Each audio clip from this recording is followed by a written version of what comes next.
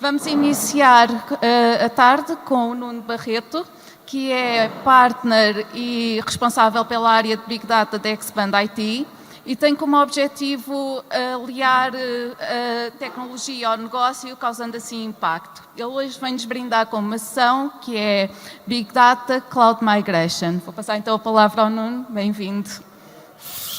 Boa tarde a todos. O meu nome é Nuno Barreto. Eu sou responsável da unidade de Big Data na Expand IT, como foi referido, e nós realmente, Big Data para nós não é um tema novo, e nós temos uma visão particular sobre o que é Big Data. Hoje e desde sempre, Big Data tem um contexto muito aberto, depois aparece Data Science, AI, são tudo conceitos interessantes que a indústria também consegue promover, mas para nós isto está arrumado em algumas caixinhas. Depois eu já explico um bocadinho melhor isso. A ideia hoje é falar um bocadinho aqui de como é que se transforma o que são deployments on-prem de cenários de Big Data, no contexto que eu vou explicar, e explicar como é que eu tiro partido de cenários cloud para isso. Começando aqui na Expand IT. Algumas pessoas aqui, pelo menos que eu conheço as caras, conhecem-me a mim e conhecem a Expand IT. Só para dar aqui um overview muito rápido, quer da unidade Big Data, quer de outras coisas que fazemos. A Expand IT é uma empresa que já existe há 16 anos no mercado, uma empresa focada em serviços, depois mais tarde criámos produtos, hoje temos uma área de produtos fulgurante, na área de Gear e Atlassian, fizemos inclusivamente há pouco tempo uma cisão das empresas, mas na área de serviços, que é esse o nosso core e essa é a minha razão de existir, nós estamos organizados em unidades, em várias unidades de negócio. E nós temos uma unidade, em particular, que foi criada há 6 anos atrás, sobre Big Data, num tempo em que já existia cloud, mas onde isto não tinha a atração que hoje de facto ganhou. Nós fizemos esse percurso todo, ou seja, para nós Big Data ainda tem muita ramificação do que eram cenários puros on-prem, okay? Mas fomos acompanhando a trend e hoje temos um portfólio que foi evoluindo para poder servir os nossos clientes numa série de cenários deste género. Temos outras unidades dentro da Expand. Eu sou também responsável da unidade de Data Science, que para nós é uma coisa mais ligada a ML Engineering, que não é o tema de hoje. Vamos aqui focar-nos em Big Data. O que é Big Data? Isto hoje eu tenho a certeza que nós... reparem, esta unidade foi criada há 6 anos atrás, e se eu perguntar aqui nesta sala, de certeza, a várias pessoas o que é Big Data, ninguém tem o mesmo conceito de Big Data. Portanto, importa referir um bocadinho do que é que para nós, pelo menos, é Big Data. E Big Data é tecnologia distribuída de processamento e armazenamento de dados. Pronto, é uma boa definição para nós, porque temos uma inclinação muito tecnológica, mas se pensarem um bocadinho sobre que é que servem a este propósito, vão ver que há algumas que encaixam. Depois eu vou dar aqui alguns exemplos. Portanto, Big Data é isto, não é Analytics propriamente dito, não é Data Science, porque hoje existe muito essa confusão. Para o contexto desta conversa, estamos a dizer que Big Data são tecnologias de processamento e armazenamento de dados distribuídos. Uma delas, ou uma que inclui muitas tecnologias, é uma coisa chamada Hadoop. Ora, nós somos, isto é um bocado interessante, tem alguma piada, porque nós somos vistos como, em alguns cenários já nos acusaram de ser a IBM de Big Data. Isto é uma coisa que há 6 anos as pessoas achavam que eu não era bom da cabeça, porque ia abrir uma unidade focada em este tipo de tecnologias. Portanto, não é uma coisa muito antiga, mas de facto houve muita evolução. E existe algum buzz na internet sobre, que parte alguma confusão sobre o que é Hadoop, o que não é Hadoop, que confunde um bocadinho o potencial utilizador. Ora, se vocês procurarem Hadoop na internet, vão encontrar uma série de coisas deste género. Hadoop is dead. Spark is replacing Hadoop. Big Data agora é cloud. Aqui o meu argumento é que isto são tudo coisas muito parecidas. Se nós olharmos para o que é Hadoop do ponto de vista estrito, e é essa a confusão que se gera muitas vezes, Hadoop são 2 componentes que existem num ecossistema maior de componentes. Hadoop do ponto de vista estrito é uma framework de processamento distribuída, que já ninguém programa propriamente diretamente nessa framework, que se chama-se MapReduce, e é um sistema de fecheiros distribuído. Okay? Isso é que, do ponto de vista estrito, é Hadoop. E isso, do ponto de vista do utilizador, não é realmente uma coisa muito interessante e hoje em dia não tem grande ramificação. Nós temos a unidade criada há 6 anos e nunca fizemos desenvolvimento de MapReduce, portanto, para perceberem, e trabalhamos em Hadoop há 6 anos. Há mais de 6 anos, na realidade. E o que aconteceu foi que existiram alguns fabricantes que juntaram uma série de peças e lhes chamaram plataformas Hadoop. Na realidade, estas plataformas são um conjunto de componentes. Okay? Uns que tem lá os elefantezinhos ligados, mas está outras coisas que hoje são vistas como bastante modernas, como seja, por exemplo, Kafka ou Spark. Tudo isto faz parte do que é um ecossistema Hadoop. Portanto, quando falamos a Hadoop está morto, não sei se é muito valioso para efeitos de uma conversa discutir nesses termos. O que interessa é que componentes é que existem, qual é o problema que eu tenho e como é que eu resolvo o meu problema com esses componentes. Então, voltando aqui um bocadinho de como é que em cenários Hadoop, e esta conversa é relativamente transversal quando nós pensamos em, por exemplo, bases de dados NoSQL. Okay? Portanto, bases de dados especializadas que têm, mais uma vez, essa característica Big Data no nosso contexto, ou seja, coisas que escalam horizontalmente, que são distribuídas. Este é mais ou menos o cenário de um cluster de algum tipo destes de tecnologia. Eles todos poderiam quase ser descritos como este conjunto de servidores. Okay? E ainda estamos num mundo on-prem, okay? Em que temos um servidor com discos lá dentro, com CPU e memória. E como é que nós escalamos? Adicionamos máquinas iguais umas às outras. E reparem que isto não é um conceito interessante e que resolve problemas de escala que sempre existiram nos cenários on-prem. Tipicamente, em cenários on-prem, a forma que eu tinha de conseguir escalar a minha capacidade era crescer desta forma, pôr mais CPU, mais memória, eventualmente tinha um storage centralizado, onde estava muita gente a ligar, que causa em si alguns problemas de performance. Portanto, a promessa que coisas como a Hadoop tinham era conseguir ter um cenário de escalabilidade virtualmente ilimitado. Isso, em boa medida, é verdade e foi uma história de sucesso. Contudo, há alguns desafios que existem associados a estes cenários. E que são, aliás, fruto da massificação da utilização deste tipo de tecnologias. Okay? E ainda bem, ou seja, os problemas aparecem porque houve uma adoção gigantesca para este tipo de tecnologias. Com uma particularidade, é que, se calhar há 6 anos, quando até nós próprios começámos a olhar para isto, é verdade que a Hadoop era uma coisa, ou este ecossistema, reparem, quando eu falo em Hadoop, vou falar do ecossistema. O ecossistema era muito virado para cenários analíticos, batches, processamento de batches pesado, grandes volumes de dados. E hoje nós temos uma dispersão de casos de uso assentes neste tipo de tecnologia, que incluem esses casos de analítica e batches e grandes volumes, mas também casos de streaming, tempo real, baixa latência, e tudo isso é servido dentro destas plataformas. Bem, e, portanto, o que é que isso causa? Causa, num mundo em que só fazia analítica e que o meu problema não era necessariamente o tempo que um processamento levava a concluir, mas era garantir que esse processamento terminava, que é um problema diferente. Hoje tenho coisas que têm SLAs de tempo de execução bastante apertados, em cenários que têm real-time streaming, que têm latências de ponto a ponto, que quer que sejam na ordem de meio segundo ou muito menos, ponto a ponto, a falar de um sistema inteiro. E, portanto, isso é um desafio quando eu quero fazer tudo ao mesmo tempo na mesma plataforma. Pronto, e, portanto, existem desafios de gestão do workload, e quem tem implementações aqui ou que sabe de alguém que tenha implementações com alguma escala, este é um problema. E, mesmo assim, quando estamos a falar de Hadoop, estamos a falar de uma plataforma que em si tem muita capacidade de gestão do workload e é muito mais capaz de fazer gestão do workload do que tecnologias tradicionais onde existe uma partilha muito grande de componentes. E, portanto, num ecossistema deste género distribuído, pelo menos existem algumas formas de conseguir gerir melhor esse overlap de funcionalidade que eu quero servir dentro de um só ecossistema. Pronto, portanto, isso é um problema. O outro problema é um problema antigo, mas que tem hoje umas ramificações um bocadinho diferentes, é a questão de sizing. O sizing sempre foi um problema, não é? Como é que eu faço sizing de uma aplicação que ainda não está desenvolvida ou não está criada? Como é que eu faço isso?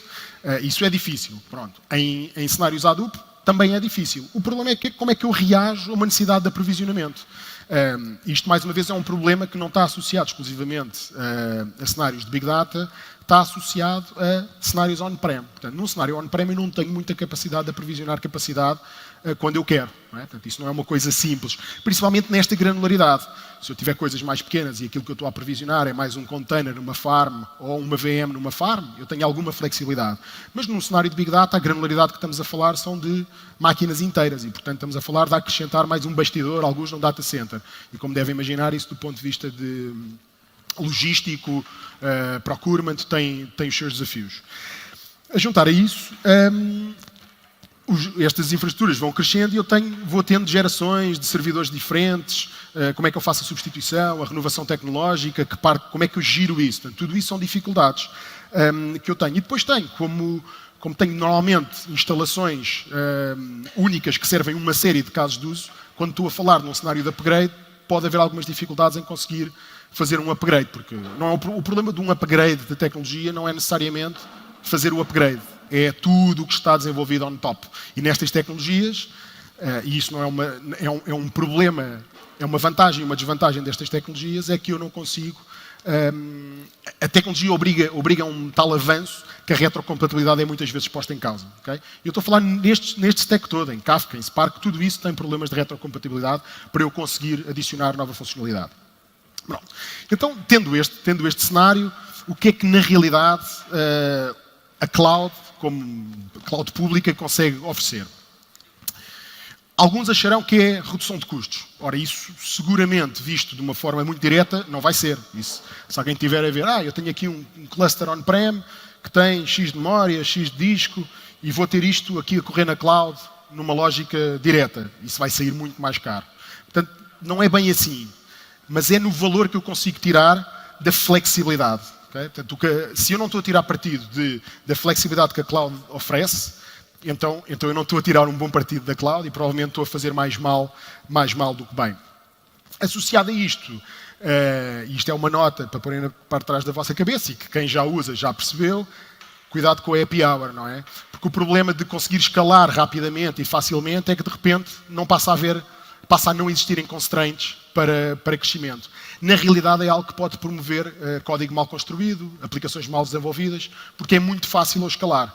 E quando eu estou constrangido numa capacidade limitada, eu vou ter que ir olhar para a otimização. Portanto, isto é uma espécie de trade-off da facilidade do crescimento, não é? All you can eat tem esta particularidade. Pronto. Mas pelo menos já estabelecemos que, do ponto de vista de flexibilidade, a cloud pode provavelmente dar-me alguma capacidade de reagir mais facilmente a necessidades. Tenho que ter algum cuidado com a utilização, tenho que gerir essa utilização. Mas tenho um outro aspecto, que é aquilo que chamamos de data gravity. Okay? Em qualquer cenário, e aqui já estamos a entrar no que é um cenário de migração, eu tenho que ter sempre atenção, e se estamos a falar de Big Data, existem dados em algum volume. E, portanto, eu tenho que ter uma lógica de migração que me permita trazer chunks que são suficientemente interessantes e tenho que ter uma estratégia que me consiga ter dados on-prem e dados em cloud de uma forma interessante e eficiente. Okay? Portanto, esse é um tema também para pensar. Portanto, eu tenho que ter as aplicações, tenho que minimizar as transferências de dados. Também porque tem custos diretos embutidos nisso, mas também porque do ponto de vista de utilização de tecnologia, esse é um dos maiores handicaps, é a questão da movimentação de dados. Realmente a coisa mais lenta que existe é movimentar dados. Hoje os CPUs são rápidos, temos muita memória, mas movimentar dados tem um peso bastante importante. Portanto, aqui agora a questão é como é que nós então começamos? Partimos de um cenário que temos um cluster on-prem, um conjunto de máquinas, e como é que nós começamos a fazer isto? Primeira abordagem que eu no fundo já critiquei, uma lógica de lift and shift, não é? Que é termos a nossa capacidade e passarmos para a cloud. Direto, se eu fizer isto de uma forma direta, provavelmente vai-me sair mais caro, a fatura vai crescer e eu não vou estar a tirar esse partido. No entanto, eu já ganhei alguma coisa. Se eu tiver uma lógica assim, que é uma coisa parecida àquilo que viram antes, mas o que eu tenho aqui é um decouple de discos e computação, pelo menos já ganhei uma coisa. E em alguns cenários isto é interessante, que é a capacidade que eu tenho de rapidamente fazer crescer as minhas máquinas. Okay? Isso não é uma coisa tão automática, isto é o estágio zero de uma migração para a cloud. Okay?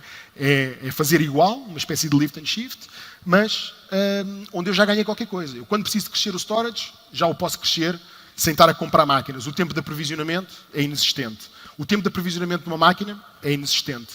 É praticamente inexistente. Nós já fizemos cenários destes em clientes nossos que têm, provavelmente aqueles que entraram em cloud, em cenários cloud, com clusters Hadoop há mais tempo, onde não havia muitas opções tecnológicas como aquelas que vamos ver, e onde o que tínhamos era isto. Mas pelo menos conseguimos, em determinados momentos, fazer um upgrade, duplicar a capacidade do cluster. Okay? É desinstanciar um conjunto de VMs e instanciar outro conjunto de VMs. E duplicamos a capacidade de um cluster. E o mesmo acontece em termos de storage. Portanto, é mais caro, mas ganhamos o valor de uma opção. Não é? Uma opção financeira de poder crescer quando queremos. E isso tem valor se eu tenho alguma incerteza quanto ao meu futuro. E eu tenho temas de sizing, como falei antes. Portanto, sizing é um tema. Mas, na realidade, isto não é uma versão muito moderna muito moderna de ir para a cloud em Big Data. Então, nós precisamos ter aqui alguma coisa que eu chamo secret sauce, que não é muito secret, que é ter aqui alguns enablers em cloud que nos permitem fazer um bom decouple entre compute e storage e conseguir começar a ganhar mesmo deste decoupling entre storage e computação. E são basicamente duas tecnologias base. E aqui para provocar um bocadinho, dizer que o Hadoop não está morto, porque uma delas é a ADLS, que uma das coisas que oferece, e é por isso é que é tão interessante em cenários Hadoop-like, é que oferece um interface HDFS-like, e portanto eu consigo ter essa manutenção de interface. E depois do outro lado, Kafka, que tem uma série de expressões. Portanto, nós quando falamos em HDFS para contexto de Big Data, o que estamos a falar dentro de um ecossistema Azure, estamos a falar da ADLS. Okay? Portanto, a ADLS é a peça que me permite ter é onde eu posso ter os meus dados e dessa forma escalar facilmente. Preciso de mais dados? Está lá. É só ir pondo mais dados. Quero eliminar? Posso eliminar. E isso vai-me permitir, como vão ver, criar coisas on top, sem ter que estar preocupado com como é que eu espalho os dados ou não espalho os dados. Em cenários mais real-time, temos o Kafka como peça conceptual, que tem uma série de expressões. Em Azure existe, se há um cliente mais inclinado para usar Platform as a Service, existe um componente que se chama Event Hubs, que, se eu quiser, e isso é uma parte interessante de manutenção de proteção de investimento, eu posso utilizar APIs Kafka-like para falar com o Event Hubs e, portanto, se um dia quiser mudar da Cloud A para a Cloud B, desde que a Cloud B me ofereça um serviço Kafka, eu consigo manter isso. Mas tenho depois também soluções mais nativas, HD Insight, uma solução de PaaS, Automated IaaS na realidade, dentro da Azure, que tem também uma versão em Kafka, ou usar full-blown platforms como Cloudera ou outras. E, portanto, quando eu tenho isto, e agora começando na parte mais dados estáticos no conceito de batch da coisa, não dados em real time, esta é uma aproximação que eu chamo de semi-IaaS, porque na realidade é uma mistura entre IaaS, portanto eu vou alocar máquinas, mas que eu consigo automatizar com uma facilidade incrível. E quando há bocado disse, a HD Insight é uma solução de automated IaaS, porque na realidade há uma série de capas, uma série de componentes diferentes, onde o que eu vou dizer é quero um cluster com X nós, e aquilo vai criar o meu cluster. E onde é que eu ganhei aqui, porque é que o secret sauce aqui é importante, que é o ADLS? Porque eu passei a conseguir gerir os meus workloads, workload a workload. Eu posso ter um cluster para um workload, sobre os dados que outro cluster também está a usar.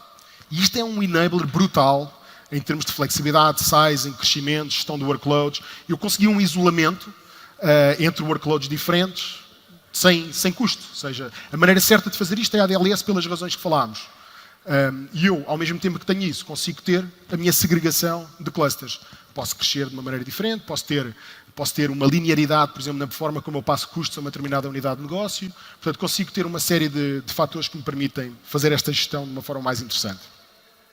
E, portanto, um cenário que poderia ser, como eu chamo, Data Serving and Processing, portanto, nesta versão mais batch analítica, se quiserem, pode misturar isto tudo, que é outro enabler brutal. Se eu acho que eu tenho, que eu vou tirar partidos no meu cenário de Delta, que é uma feature que existe em Databricks, ou das próprias capacidades de Databricks, do avanço tecnológico ou de um runtime mais rápido em alguns cenários. Eu posso montar o meu cenário em Databricks e ao mesmo tempo manter o meu legacy Cloudera ao lado e ao mesmo tempo ter algumas coisas num determinado workload dentro da HD Insight. Ou seja, eu posso escolher na medida ideal daquilo que eu preciso a tecnologia certa. E consigo inclusivamente usar coisas como o Synapse. Não sei se alguém já ouviu falar no Synapse. Alguém já ouviu falar do Azure Synapse? O Synapse é uma espécie de rebranding do SQL DW com uma promessa interessante. É que em si vai ter, espera-se, capabilities Spark. E, portanto, é mais um flavor que eu vou conseguir ter.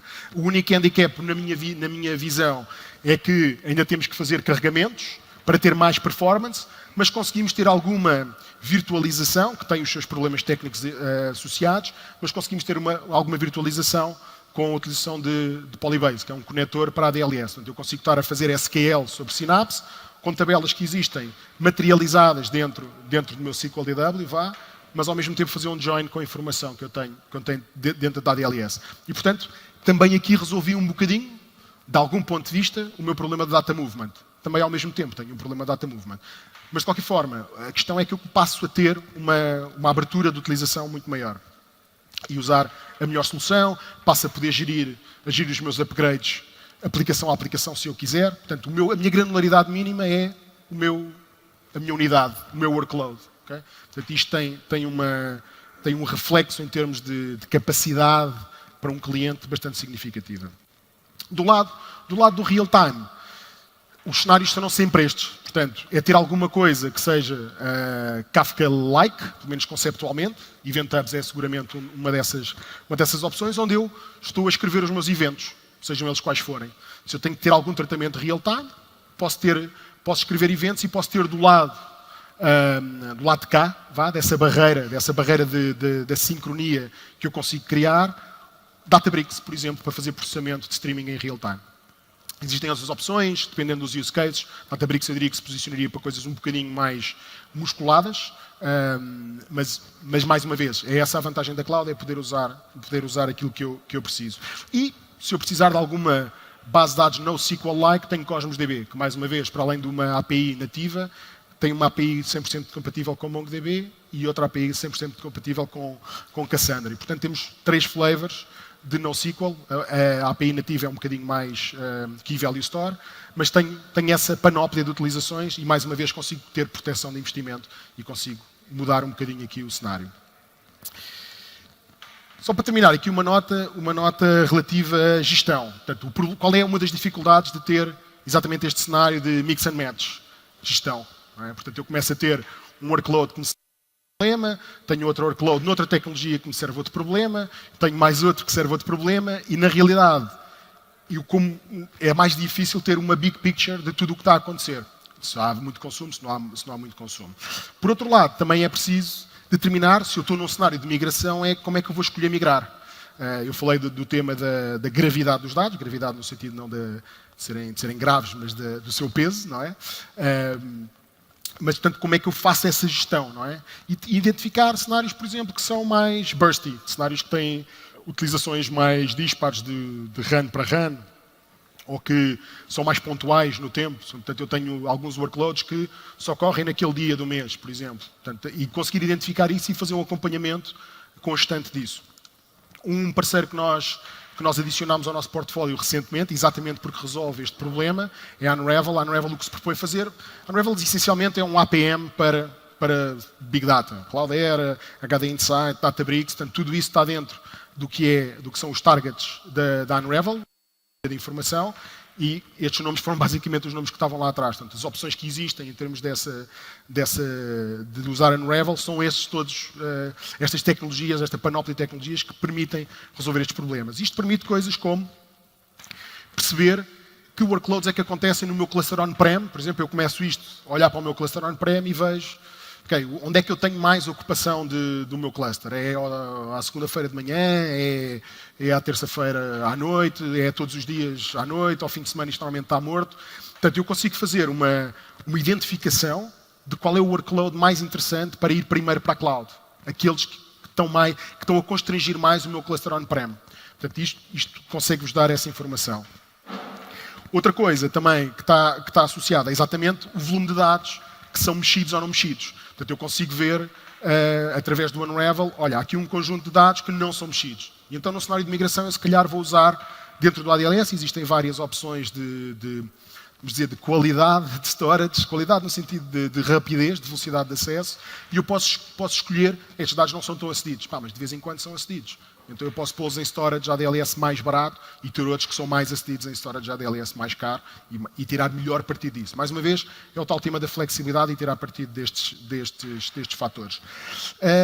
E por fim, identificar bursty apps, portanto, aplicações que têm em cada run que acontece, tempos de execução diferentes, por exemplo. Pode ser por outros fatores de contenção dentro de um cluster, mas muitas vezes, se eu ver esse padrão de forma consecutiva, provavelmente o que acontece é que, quando eu tenho mais dados, essa aplicação vai correr e o volume de dados que a aplicação processa varia naturalmente. Portanto, há uma variabilidade natural à volta disso. E, portanto, o Unravel permite-me fazer isso.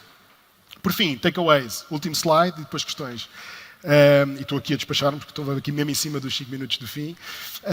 Takeaways.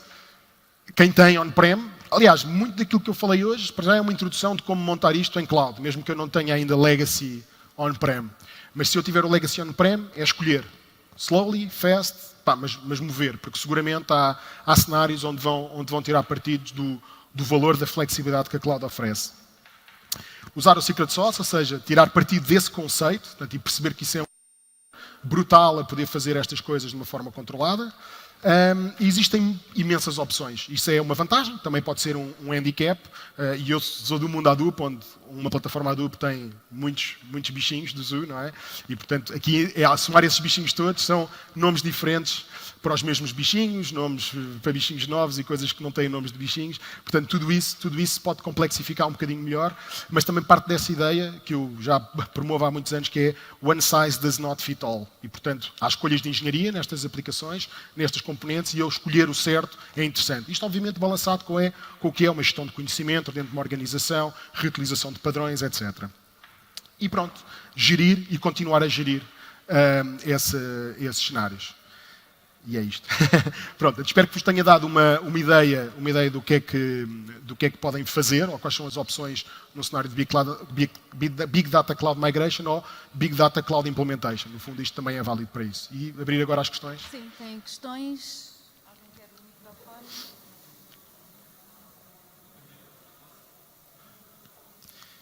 Vocês não sabem, mas eu não vos consigo ver porque eu não tenho... Estou aqui com os holofotes nos olhos. Se calhar vou andar para trás, que acho que é mais fácil. Fica mais claro aqui deste lado. Olá. Nestas tecnologias nós vemos muitas vezes a integração de coisas muito heterogéneas, provenientes de providers diferentes, open source, etc. E muitas vezes acontece serem coisas que não casam bem, causam exceções. Quão confiável acha que são estas soluções e que estratégias de dedicação há para monitorizar? Certo. A pergunta tem um bocadinho a ver com, se eu entendi bem, com o mundo open source. Muitas destas coisas existem no mundo open source e o mundo open source é muito volátil e há muitos caminhos a seguir no mundo open source. E como é que eu via isso?